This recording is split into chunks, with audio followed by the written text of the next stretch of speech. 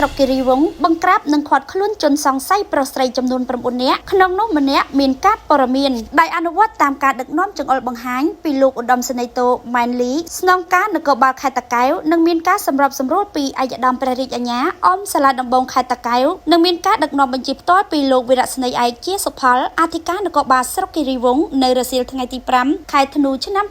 2025វេលាម៉ោង 16:05 នាទីកម្លាំងជំនាញគ្រឿងញៀនស្រុកគិរីវង្សចុះបង្ក្រាបករណីជួញដូរនិងរក្សាទុកប្រើប្រាស់ដោយខុសច្បាប់នៅសារធាតុញៀនមួយករណីមាន2ទីតាំងខុសគ្នាមានដូចខាងក្រោមទីតាំងទី1ឃាត់ខ្លួនជនសង្ស័យបានចំនួន3នាក់ស្រី1នាក់រួមមាន1ឈ្មោះពៅនួនហៅម៉មភេទប្រុសអាយុ37ឆ្នាំមុខរបរមិនពិតប្រាកដជួញដូរនិងប្រើប្រាស់ទីលំនៅបច្ចុប្បន្នភូមិអង្គប្រាសាទឃុំអង្គប្រាសាទស្រុកគិរីវង្សខេត្តតាកែវឈ្មោះអុយទ្របភេទស្រីអាយុ37ឆ្នាំមុខរបរមិនពិតប្រាកដជួញដូរប្រើប្រាស់ទីលំនៅបច្ចុប្បន្ននៅភូមិទួលស្វាយឃុំអង្គប្រាសាទស្រុកគិរីវង្សខេត្តតាកែវ3ឈ្មោះចេនសាលភេទប្រុសអាយុ22ឆ្នាំមុខរបរមិនពិតប្រាកដរក្សាទុកនិងប្រើប្រាស់ទីលំនៅបច្ចុប្បន្នភូមិទួលស្វាយឃុំអង្គប្រាសាទស្រុកគិរីវង្សខេត្តតាកែវវត្ថុតាំងរួមមានម្សៅក្រាមពណ៌សថ្លាជាសារធាតុញៀនចំនួន7កញ្ចប់ទូរស័ព្ទចំនួន2គ្រឿងនិងថង់សម្រាប់វេចខ្ចប់មួយចំនួនទីតាំងទី2នៅវេលាម៉ោង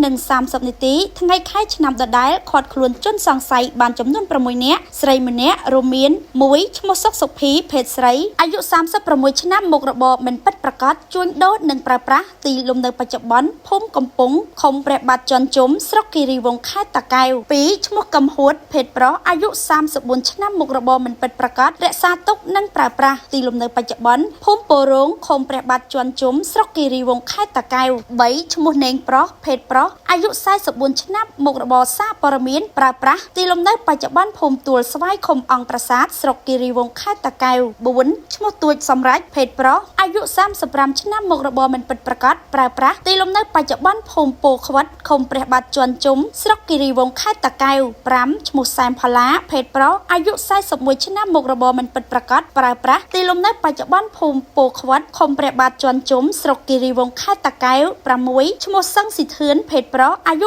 28ឆ្នាំមុខរបរមិនពិតប្រាកដប្រើប្រាស់ទីលំនៅបច្ចុប្បន្នភូមិពោខ្វិតឃុំព្រះបាទជាន់ជុំស្រុកគិរីវង្សខេត្តតាកែវវត្ថុតាំងរួមមានម្សៅក្រាមពណ៌សថ្លាជាសារធាតុញៀនចំនួន3កញ្ចប់ទូរស័ព្ទ2គ្រឿងម៉ូតូ1គ្រឿងសង់បតែម08ពណ៌ខ្មៅគ្មានផ្លាកលេខបានសម្គាល់ព័ត៌មានចំនួន2សន្លឹកនិងថង់សម្រាប់វេចខ្ចប់ថ្នាំញៀនមួយចំនួន